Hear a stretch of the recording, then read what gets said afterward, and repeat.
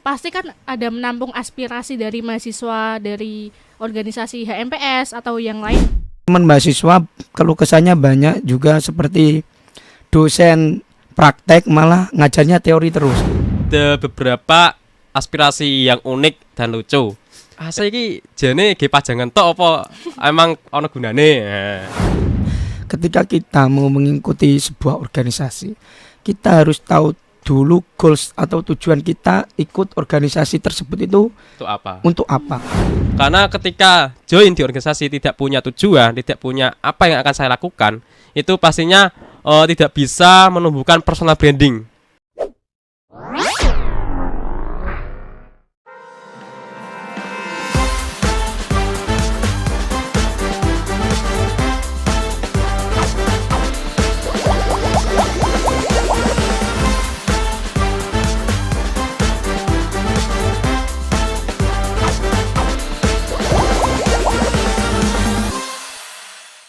Kembali lagi di podcast Ruang Temu, tempatnya cerita sederhana jadi luar biasa.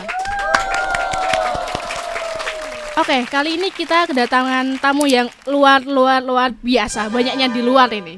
Ya, karena sering di luar dan wah, kayaknya tunggu aja sih nanti mereka ngapain aja. Kita kedatangan tamu dari SEMA dan DEMA dengan tema yang akan kita bahas, branding diri dalam organisasi. Hai Kak, Halo. boleh perkenalan diri? Nah, perkenalkan, nama saya Muhammad Eva Yulianto. Di sini saya masih menjabat sebagai Ketua Senat Mahasiswa Fakultas Dakwah dan Komunikasi Islam. Oke, kalau saya perkenalkan, nama saya Muhammad Fatkur Rifki, bisa dipanggil Fatkur. Saat ini masih menjabat sebagai Ketua Dewan Eksekutif Mahasiswa Fakultas Dakwah dan Komunikasi Islam. Oke. Sebelumnya SEMA DEMA itu apa sih Kak? Kalau boleh tahu? Nah, untuk penjelasannya terkait SEMA itu Senat Mahasiswa. Senat Mahasiswa di tingkat fakultas itu adalah jajaran tertinggi di organisasi yang mana tugasnya sebagai legislatif. Nah, untuk tugas dari SEMA sendiri itu ada 3. Yang pertama terkait legislatif atau undang-undang, kedua terkait advokasi atau aspirasi mahasiswa, dan yang ketiga terkait pengawasan dari anggaran dana DIPA yang digunakan DEMA dan HMPS, dan pengawasan terkait kegiatan-kegiatan HMPS dan DEMA. Kalau dari DEMA sendiri apa itu Kak? Oke, kalau dari tadi kan SEMA ya, SEMA itu Senat Mahasiswa, atau kalau kita samakan di lingkup pemerintahan itu sama halnya kalau SEMA itu DPR-nya.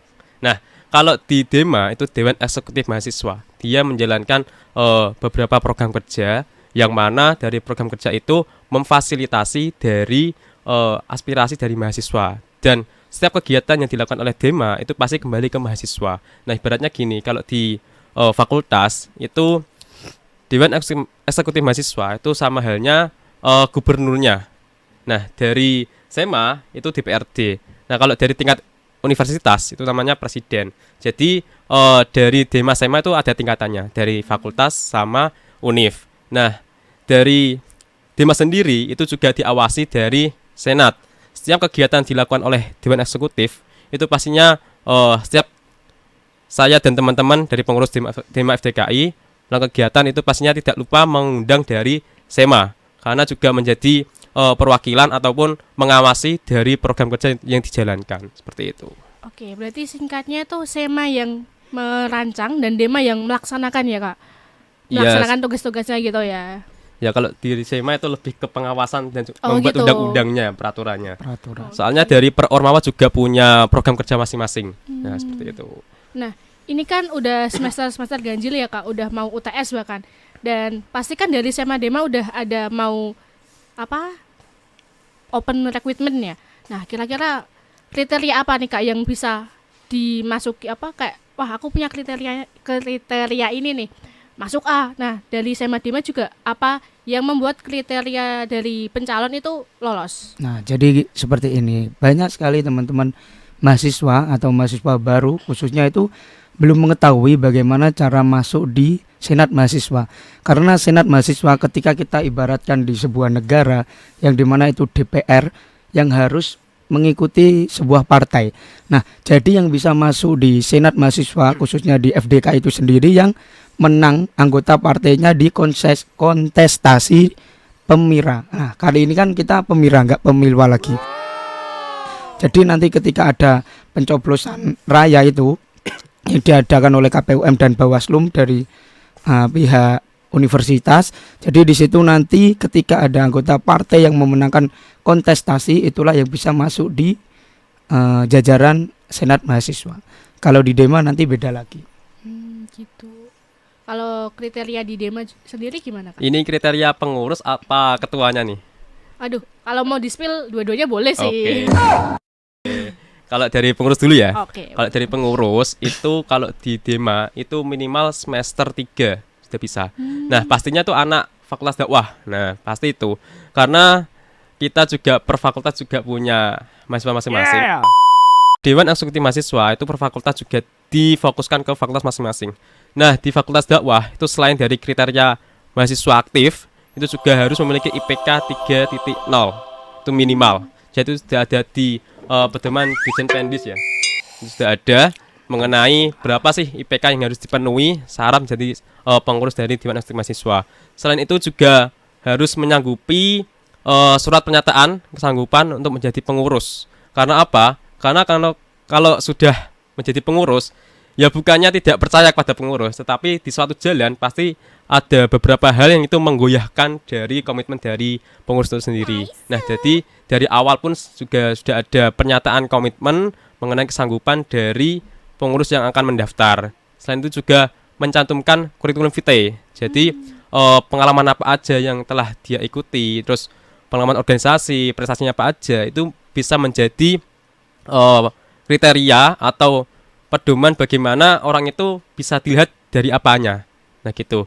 Ketika orang itu mempunyai semisal CV-nya bagus di bagian media, itu pastinya akan disesuaikan dengan apa yang dia miliki. Dan ketika dia punya basic bagus di bagian public speaking, manajemen, itu pastinya akan ditaruh di bagian kementerian-kementerian yang lain. Di Dema sendiri itu juga ada 6 kementerian sekarang. Dan 6 kementerian itu juga mempunyai tupoksi masing-masing. Ada Kemendagri, Kemenlu, PSDM, Kemenak, Kemenkraf, dan Kominfo. Itu mempunyai tugas masing-masing. Dan dari pengurus itu sendiri, dari jumlah Dema tahun ini itu ada 35 pengurus. Nah itu jumlahnya lebih banyak dari tahun kemarin. Karena di tahun pengurusan saya itu ada penambahan 1 kementerian lagi, yaitu PSDM. Yang mana itu memfasilitasi dari keinginan mahasiswa. Kemarin ada kegiatan DAFES. Festival itu merupakan program kerja dari Kementerian PSDM. Dan itu kemarin juga sudah berjalan dan menjadi first time dakwah bisa melaksanakan kegiatan festival dan itu di non akademik seperti itu. Dan kalau ketuanya sendiri, kalau di kemarin ya, kalau sistemnya masih mubes, musma itu dipilih oleh anggota sendiri. Anggota dari pengurus Dewan Eksekutif Mahasiswa. Kalau sekarang ini nanti kan sudah ditetapkan bahwasanya tahun ini akan ada pemilihan raya. Jadi semua mahasiswa fakultas dakwah minimal semester 35 ke atas lah, itu bisa mencalonkan diri sebagai ketua Dema FDKI. Jadi sistemnya sama seperti pemerintahan saat ini. Jadi dari mahasiswa dipilih mahasiswa oleh mahasiswa seperti itu. Berarti nggak harus yang ikut Dema dulu ya Kak buat yang ketua tahun depan itu? Nggak harus. Jadi semua bisa dipilih, bisa memilih dan juga bisa dipilih seperti itu. Nah, kalau dari Sema Dema itu kan termasuk kayak jajaran organisasi tertinggi di fakultas ya Kak. Nah, itu pasti kan ada menampung aspirasi dari mahasiswa dari organisasi HMPS atau yang lain kan. Yeah. Nah, kira-kira gimana dari Sema dan Dema menanggapi dan menindaklanjuti aspirasi dari mahasiswa sendiri? Nah, kalau dari pihak Senat Mahasiswa itu sendiri, kita kemarin di pengurusan awal sudah kolaborasi juga dengan pihak Dewan Eksekutif ya, terkait penampungan aspirasi. Bahwasanya tadi sudah saya jelaskan, tupoksi dari Senat Mahasiswa itu yang kedua fungsinya adalah advokasi dan serap aspirasi. Di situ kita menaunginya di 2 momen, yaitu online dan offline. Ketika online kita kan sudah ada media sosial sekarang ya.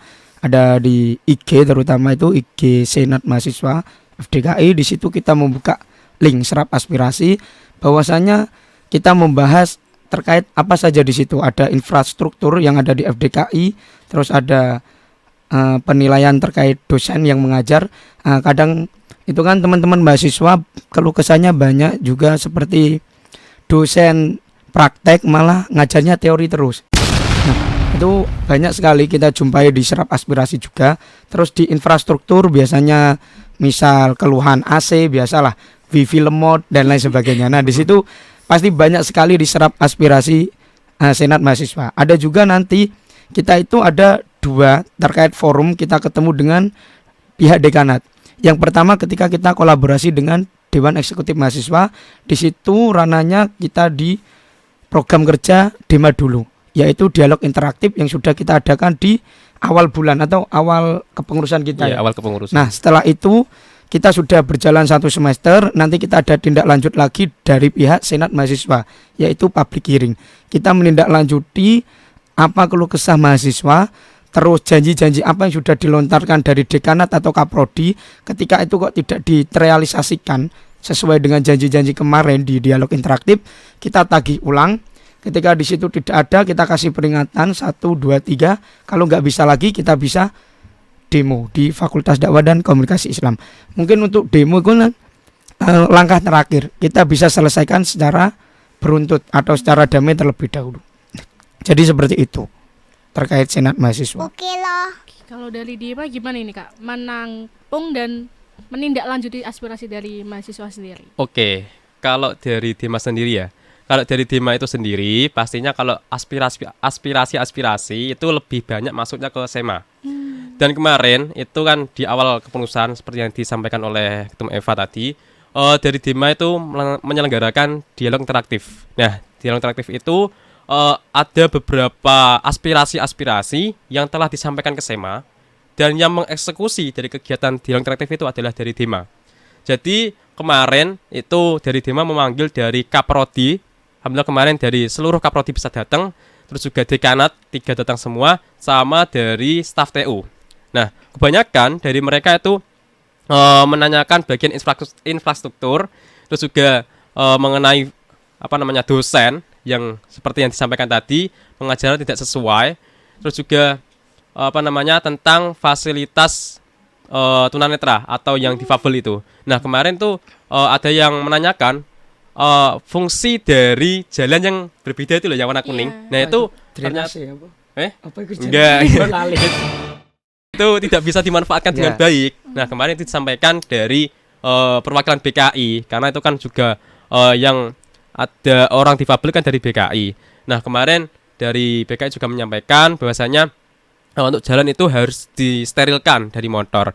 Karena apa? Karena kalau emang ini difungsikan, ya harus difungsikan dengan baik gitu loh. Tidak hanya cuma sebagai formalitas dari kampus ini ada jalan untuk difabel, itu enggak.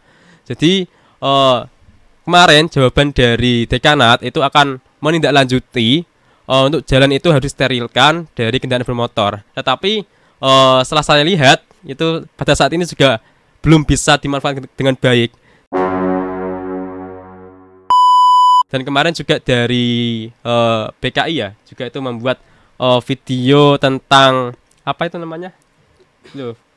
Penggunaan jalan itu agar bisa dimanfaatkan dengan baik.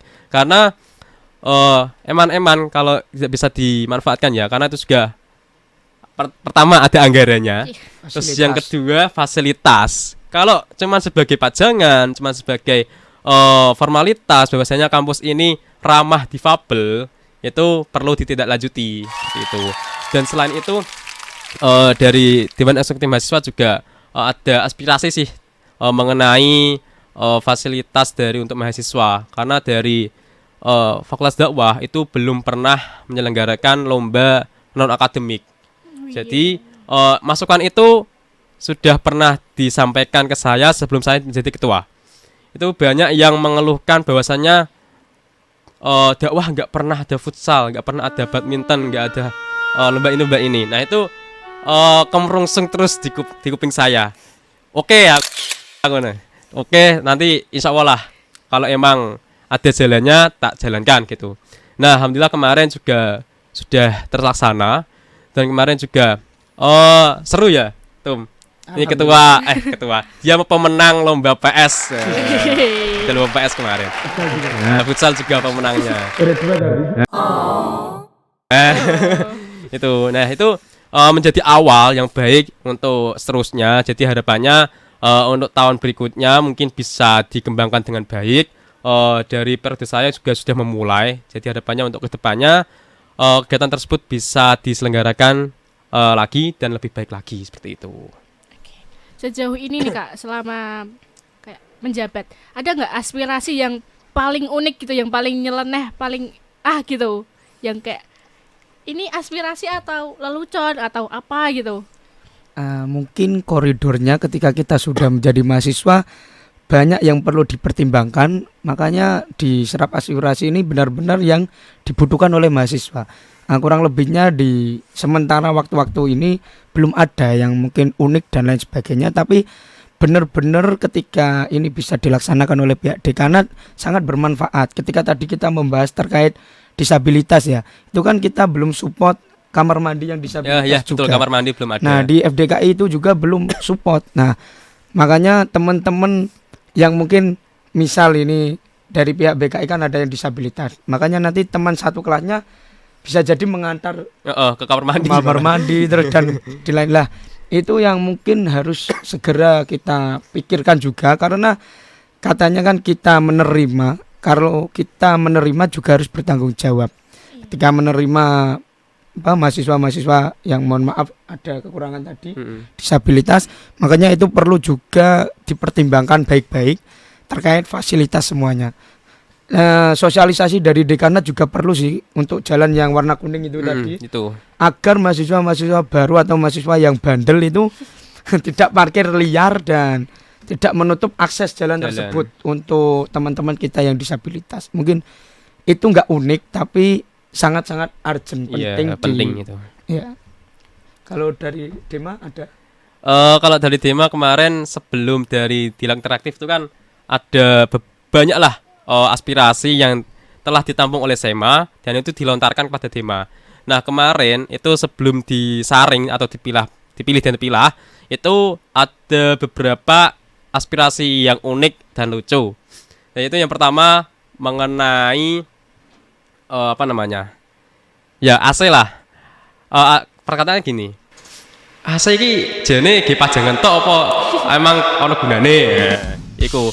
Terus yang kedua itu mengenai dosen. Dosen itu kan ketika mengajar punya tipe masing-masing ya.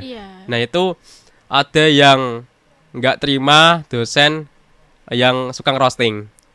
Nah itu ya agak lucu, cuman ya emang perlu dievaluasi lah. Nah itu saya baca itu lucu, cuman mungkin dari dianya emang belum terbiasa, terus juga mungkin barulah diajar dosen itu.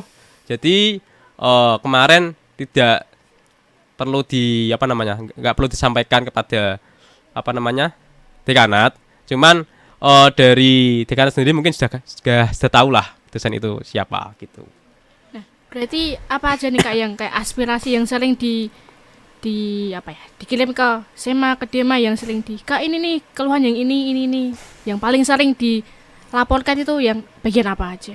Ya lebih ke infrastruktur ya. Infrastruktur. Memang benar-benar ketika fasilitas. Teman-teman itu melibatkan atau menautkan UKT-nya masing-masing itu, apalagi ada yang UKT 4.100.000, 3.300.000, macam-macam UKT dengan fasilitas yang mungkin menurutnya tidak memadai atau kurang support lah di dalam pembelajaran. Makanya teman-teman sangat-sangat mengeluhkan hal tersebut. Misal tadi ada wifi lemot, proyektor mati, terus ada AC rusak dan lain sebagainya. Itu memang kebutuhan-kebutuhan dari mahasiswa, karena kenyamanan ketika kita belajar juga mempengaruhi nanti proses berjalannya dengan baik. Nah juga tadilah serap aspirasi itu mengusulkan teman-teman yang memang disabilitas itu sangat perlu memang, karena FDKI ada beberapa tambahan juga kan yang disabilitas dari MD. Ya, MD. Nah, itu perlu memang kita bahas ulang dengan para dekanat dan kaprodi masing-masing. Oke. Nah, kalau dari SEMA Dema sendiri menyerap aspirasi mahasiswa itu gimana Kak? Apa udah sampai ke pihak fakultas, apa masih di keep sendiri? Masih bisa ditangani sendiri? Apa ada yang beberapa aspirasi yang udah sampai ke pihak fakultas. Nah, kalau ketika kita membahas hal tersebut kan tadi sudah saya jelaskan ya. Kita itu ada 2 program kerja, kita temu dengan dekanat istilahnya. Dialog interaktif dan public hearing. Nah, ini kita juga gimana ya? Agak-agak terbantu dengan adanya lapor bude. Lapor bude. Itu juga ada lapor bude. Mungkin kalau teman-teman dari mahasiswa yang berpikiran ribet kalau harus lapor SEMA dulu, nanti baru disampaikan ke dekanat, makanya ada yang langsung mungkin aksesnya ke lapor bude. Tapi juga mungkin ada yang takut ketika langsung ke lapor bude, bahwasanya itu lapornya ke SEMA atau DEMA atau HMPS masing-masing. Nah, seperti itu. Kalau bilang laporannya itu sudah sampai, pasti sudah sampai. Karena forum kita enggak forum besar semua, ada juga forum-forum kecil yang kita mungkin perwakilan dari ketua DEMA dan SEMA untuk bertemu di ruang meeting FDKI ya. Betul. Kita bahas dengan Pak Zaini sama Bu Dekan, Bu Maleha dan lain sebagainya. Di situ kita juga bincang-bincang tipis. Alhamdulillah untuk saat ini juga kita serap aspirasinya, ketika kita belum maksimal nanti juga ada tindak lanjut dari program dari SEMA public hearing. Itu coming soon, nanti ada lagi. Berarti ditunggu aja ya Kak, ada proyek-proyek baru. Nah, ini kita dapat beberapa pertanyaan nih Kak dari penonton di Instagram, dari komen-komen Instagram gitu kan. Apa nih? Nah, kira-kira seperti apa nih Kak branding diri dalam organisasi menurut kalian berdua? Dari kamu atau aku? Ke saya. Branding ya? Iya. Nah, jadi seperti ini ya yang saya ketahui terkait branding diri di organisasi. Ketika kita mau mengikuti sebuah organisasi, kita harus tahu dulu goals atau tujuan kita ikut organisasi tersebut itu untuk apa, manfaatnya untuk apa dan lain sebagainya. Bahwasanya teman-teman apalagi mahasiswa baru atau yang lain itu kan memang benar-benar ada yang disuruh cuttingnya, ada yang ikut temennya sendiri, ada yang FOMO, ikut-ikutan nanti setelah itu nggak tahu mau ngapain. Itu. Padahal waktu dulu saya kalau mau cerita itu, ketika saya mau benar-benar menjadi mahasiswa di IAIN ya dulu, ini kan sekarang sudah Sunan Kudus, saya sudah berikrar dengan diri saya sendiri bahwasanya saya tidak akan mengikuti organisasi lagi. Karena mungkin saya sudah, alhamdulillah ada pengalaman atau sudah muak juga ya terkait organisasi. Pengalaman sudah alhamdulillah dari MTS, MA dan di desa juga sudah mengikuti organisasi, tapi mungkin yang namanya sudah mendarah daging terkait keorganisasian yang dulunya sudah berikrar seperti itu, tapi saya bulatkan lagi. Di sini ilmu apa yang belum saya dapatkan di sini.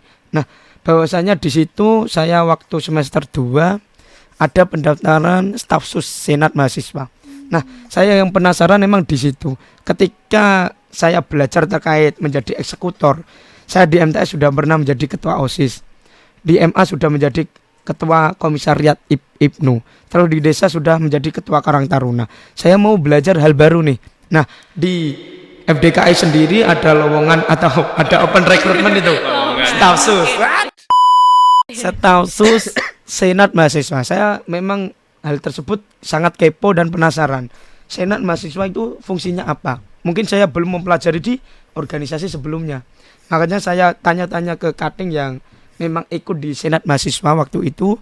Terus lama-kelamaan memang ketika staf sus belum bekerja dengan banyak atau baik juga. Setelah saya menjadi staf sus, saya makin minat memperdalam ilmu ke legislatifan atau perundang-undangan. Makanya saya daftar menjadi anggota lagi. Atau saya waktu itu ikut partai yang mana alhamdulillah partai saya menang di kontestasi. Makanya saya menjadi anggota lagi dan makin memperdalam ilmu saya terkait senat mahasiswa, bahwasanya ada loh tupoksi legislatif di kampus. Nah, jadi ada yang menjadi legislatif, ada yang menjadi eksekutif. Ketika di kampus kita itu belum ada yang namanya yudikatif atau MK. Nah, kalau di UI itu sudah ada. Namanya saya lupa kalau di UI, tapi yang kampus-kampus PTKN belum ada yang yudikatif. Makanya ketika eksekutif saya sudah mempelajari lebih dalam waktu itu, saya minat dengan legislatif. Makanya di situ memang saya niatkan saya mau belajar di senat mahasiswa. Sampai saat ini saya bisa dibilang 3 periode saya di senat mahasiswa Fakultas Dakwah dan Komunikasi Islam, dan alhamdulillah ketika yang namanya branding kita tadi niatkan di awal goals tujuan. Nah, kalau ada yang namanya kamu ikut organisasi ini untuk apa? Emang yang namanya relasi itu mau nggak mau sangat penting. Apalagi saya menjadi sementara ini ya masih menjabat ketua senat mahasiswa yang mana pembinanya langsung dekan Mas. Ya, Nah, Pak. Itu Dekan. saya yang dulunya takut komunikasi dengan dekanat atau pihak-pihak dosen yang ada di Fakultas Dakwah. Sampai saat ini pun saya kira semua dosen di FDKI kenal dengan saya.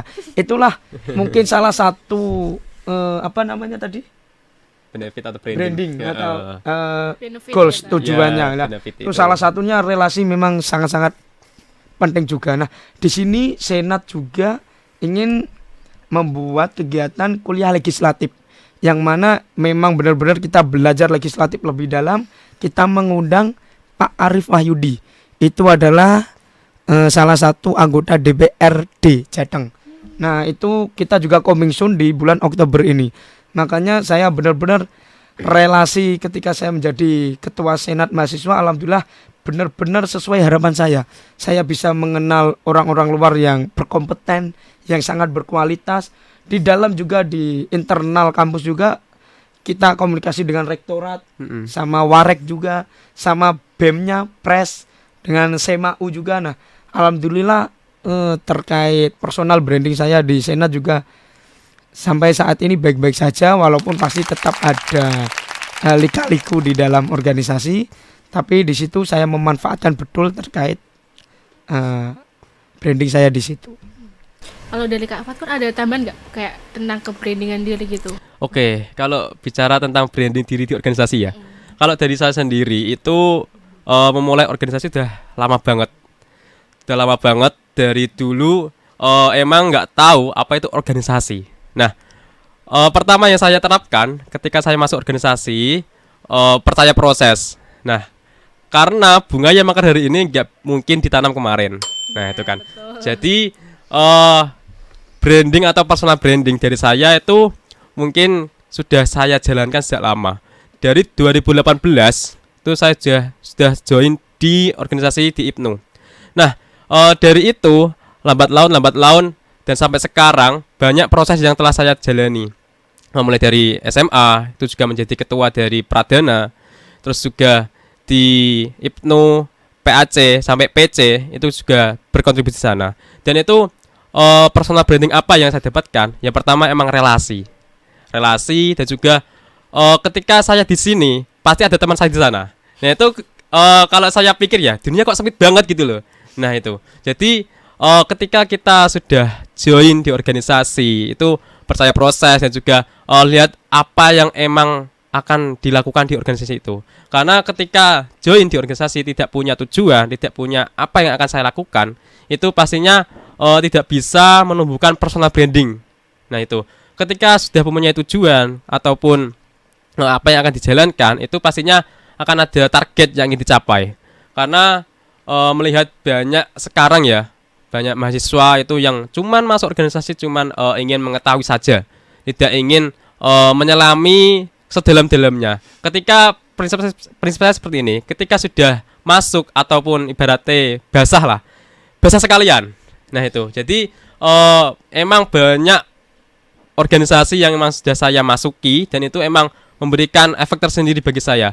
Yang emang sebelumnya belum diketahui banyak orang, di masyarakat sekarang sudah banyak dikenal banyak orang. Karena di masyarakat dari benefit saya join di beberapa organisasi, yang pertama dari perangkat-perangkat desa juga sudah kenal, dari masyarakat sekitar, oh wong iki lho anak kae. Nah, itu adalah benefit atau personal branding Sangat yang membanggakan.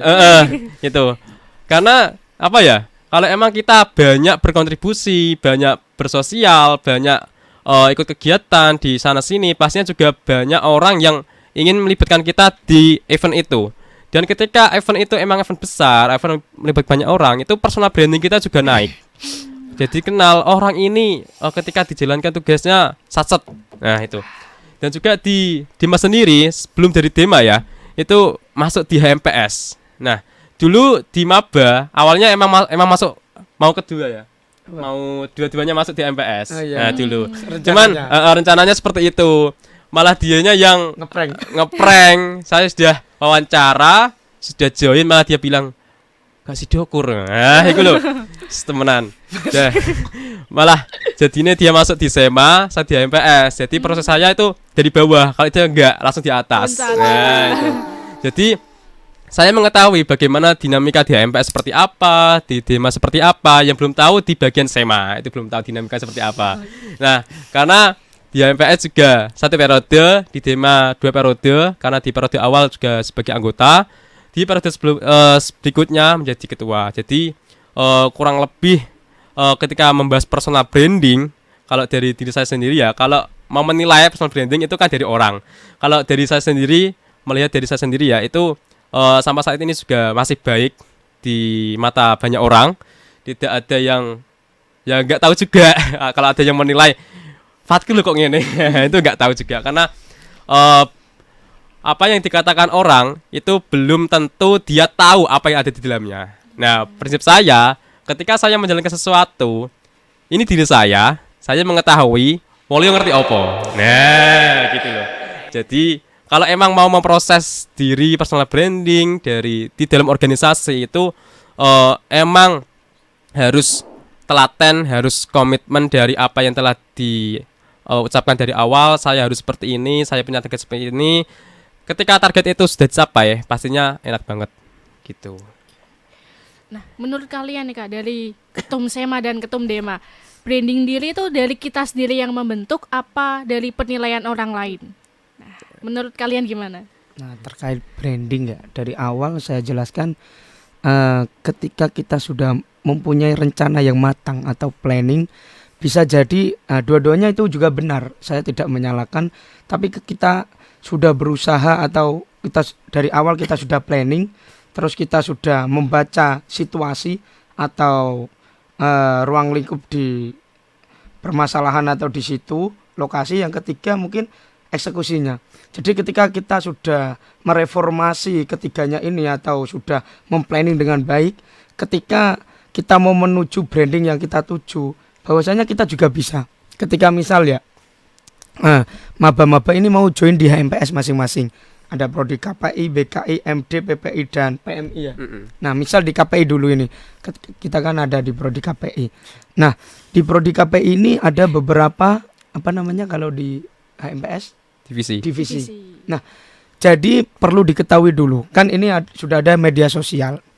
Dari pihak maba sudah bisa melihat atau mengakses media sosial di HMPS KPI terlebih dahulu. Apa saja sih yang ditawarkan di situ, divisi apa saja. Nah, ketika sudah melihat atau meriset di situ, sudah observasi terkait di HMPS itu seperti ini, tanya-tanya juga nggak apa-apa, tanya-tanya ke pengurus-pengurus yang sedang menjabat.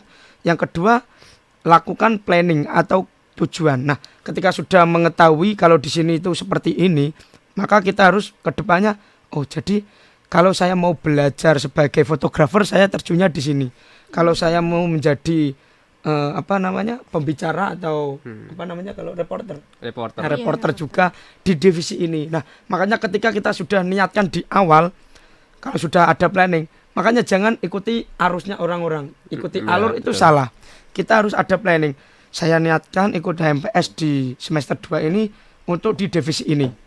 Berarti saya nanti di 1 tahun ke depan saya belajar kurang lebihnya di ini, divisi ini. Makanya nanti ketika kamu ditanya apa sih dampak atau feedback dari kamu mengikuti HMPS, saya terjun di sini, planning saya di sini, saya sudah mengetahui beberapa hal yang saya inginkan. Nah, makanya ketika kita sudah memplanning dengan matang, saya yakin 99%, 1%-nya nanti ikhtiar doa. Oke, boleh. 99% pasti bisa ketika kita sudah memplanning dengan matang.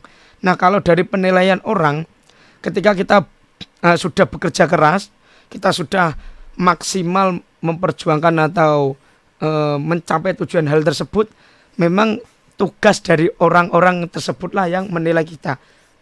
Itu lururai. Itu memang benar dia mempunyai skill di situ. Nah, penilaian orang itu berbeda-beda. Bahwasanya bagaimana kita menangkap suara-suara yang masuk. Makanya kita tetap boleh semua suara boleh masuk tapi kita saring. Ya, betul. Nah, sharing sebelum apa? Saring sebelum sharing.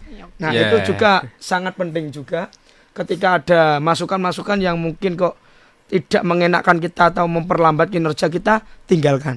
Tapi kok ada masukan-masukan yang mungkin Baik. lebih membuat kita semangat atau lebih gas terus, nah itu yang kita libatkan di situ. Kita tetap terima kasih kepada semua yang sudah mengasih kritik atau saran. Nah, berarti dua-duanya itu juga bisa terkait dari personal kita, penilaian orang lain. Berarti seimbang ya Kak, dari kita yang Iya. membentuk, penilaian orang lain buat kita yang introspeksi, oh aku jangan terlalu gini Iya. gitu ya. Walaupun menurut kita sudah baik, belum tentu Iya. ketika penilaian penilaian orang orang lain. lain. Nah, Ya. itu loh. Kita harus melaku baik. Nah, kalau boleh tahu, pernah nemu nggak nih Kak, kesalahan umum yang dilakukan kayak orang-orang lah, terutama aktivis dalam membangun branding di organisasi gitu? Dari Mas Dema dulu. Tadi kan belum menjawab yang itu. Oh, oke. Ini. Kebanyakan orang kesalahan ketika dia membangun personal branding di organisasi itu pertama dia tidak menjalankan tugasnya dengan baik. Nah, ketika dari ketua umum sudah menunjuk semisal ya, jadi ketua panitia, itu posisi yang memang strategis untuk dia membangun personal branding. Nah, ketika banyak anggota itu pastinya ketika ditunjuk sebagai ketua panitia itu pastinya dia merasa aku gak bisa kok. Nah, itu yang menjadi awal dia sudah tidak percaya diri. Nah, itu yang menjadikan kesalahan ketika dia sudah diposisikan sebagai ketua panitia, strategis banget itulah ibaratnya untuk membangun personal branding, dia tidak bisa memanfaatkan dengan baik. Nah, banyak dari ketua-ketua panitia itu tidak menjalankan tugasnya dengan baik, manajemen keorganisasinya kurang baik, terus juga dari setelah kegiatan itu kan pastinya ada laporan-laporan kegiatan. Nah, itu tidak bisa diselesaikan dengan baik. Nah, itu yang menjadikan ya banyak orang ketika melihat orang itu sudah bisa menjalankan program kerja emang bagus. Tapi dari satu sisi dia harus bisa menuntaskan apa yang telah dimulai. Nah, jadi seperti itu. Selain itu dari anggota banyak kesalahannya itu ketika dia sudah ditaruh ini tetapi dia tidak berangkat. Itu loh yang menjadikan kesalahan banget ketika dia emang sudah diposisikan seperti ini. Harusnya dia sudah bisa membangun personal brandingnya, saya punya skill ini, dan ketika sudah di pasrah itu malah nggak berangkat. Itu yang menjadikan kesalahan. Berarti sudah diposisikan emang sesuai tupoksinya, sudah sesuai dengan apa yang dia inginkan, tapi tidak bisa dijalankan dengan baik. Itu yang emang menjadi poin personal branding. Ketika kita sudah diamanati dari ketua umum ataupun ketua panitia, itu jalankan aja sesuai apa yang telah kita punya, apa yang bisa kita jalankan seperti itu. Jadi manfaatkan setiap apa yang ada, karena kesempatan hari ini tidak bisa diulang kesempatan yang lain lagi. Itu yang saya terapkan. Jadi harus ketika ada kesempatan jalankan saja seperti itu. Tambahan ya. Boleh. Nah, boleh. kalau Tambahan mungkin dari tambahan semua. saya satu saja terkait perkataan saya di awal tadi, bahwasanya planning itu tetap nomor satu.